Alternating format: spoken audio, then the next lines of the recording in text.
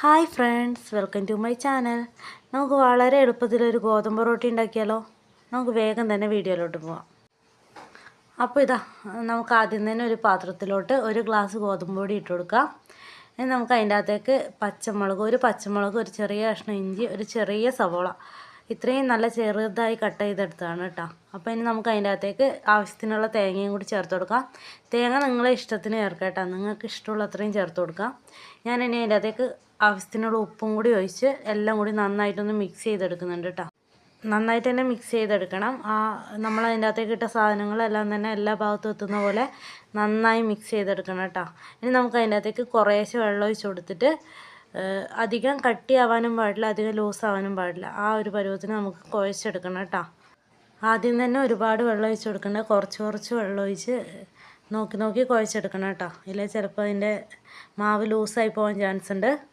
അപ്പോൾ നമുക്ക് വേഗം കുഴച്ചെടുക്കാം. രാവിലെ ആയാലും വൈകുന്നേരത്തെ ചായക്കെല്ലായാലും പെട്ടെന്ന് ഉണ്ടാക്കാൻ പറ്റിയ ഒരു റെസിപ്പിയാണ് കേട്ടോ ഇത്. വളരെ എളുപ്പമാണ് ഉണ്ടാക്കാൻ, അധികം സമയത്ത് ഒന്നും ആവശ്യമില്ല, പ്രത്യേകം കറീൻ്റെ ആവശ്യമില്ല. ചൂടോടെ ചായൻ്റെ കൂടെ കഴിക്കാൻ അടിപൊളി ടേസ്റ്റാണ് കേട്ടോ. അപ്പോൾ നമ്മൾ മാവ് റെഡി ആയിട്ടുണ്ട് കേട്ടോ. ഈ ഒരു പരുവത്തിന് മാവ് റെഡിയാക്കി എടുക്കണം. നമുക്കിങ്ങനെ പരത്താൻ പറ്റണം കേട്ടോ. ഇലയിൽ പരത്തിയിട്ടാണ് നമ്മൾ ചുടുക. നമുക്ക് നോക്കാം ഇതങ്ങനെ റെഡിയാക്കി എടുക്കുവാന്ന്. അപ്പോൾ ഞാൻ വാഴയില എടുത്തിട്ടുണ്ട് കേട്ടോ. വാഴയില നല്ല കഴുകി ക്ലീനാക്കി വെച്ചതാണ്. ഞാൻ എണ്ണയൊന്നും തേച്ച് കൊടുക്കുന്നില്ല കേട്ടോ. നിങ്ങൾക്ക് വേണമെങ്കിൽ കുറച്ച് എണ്ണ സ്പ്രെഡ് ചെയ്ത് കൊടുക്കാം.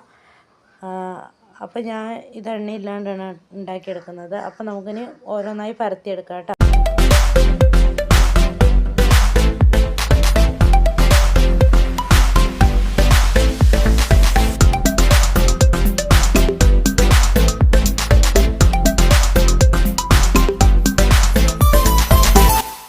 അപ്പോൾ ഞാൻ ഒറോട്ടിയെല്ലാം തന്നെ പരത്തി എടുത്തിട്ടുണ്ട് കേട്ടോ. ഇനി നമുക്ക് വേഗം ചുട്ടെടുക്കാം. ഞാൻ ഇതൊരു തവ ചൂടാവാൻ വെച്ചിട്ടുണ്ടായിരുന്നു കേട്ടോ.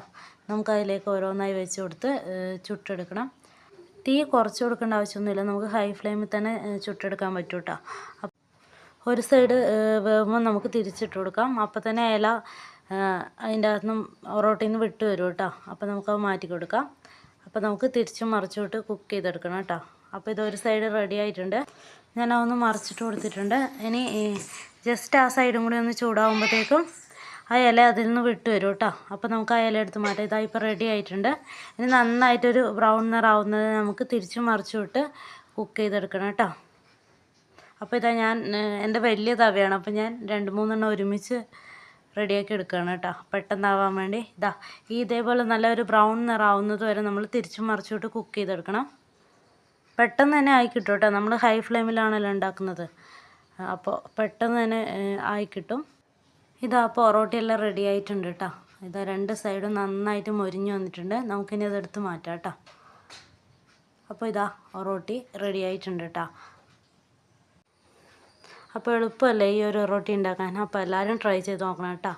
അപ്പോൾ ഞങ്ങളെ വീഡിയോ ഇഷ്ടമാകുന്നുണ്ടെങ്കിൽ ഞങ്ങളെ ചാനൽ മറക്കാണ്ടൊന്ന് സബ്സ്ക്രൈബ് ചെയ്യാനും നിങ്ങളെ ഫ്രണ്ട്സിനും ഫാമിലിക്കെല്ലാം ഒന്ന് ഷെയർ ചെയ്ത് കൊടുക്കാനും മറക്കല്ലേ.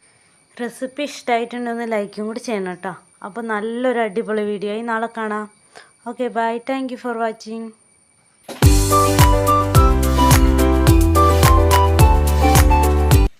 Bye. Okay.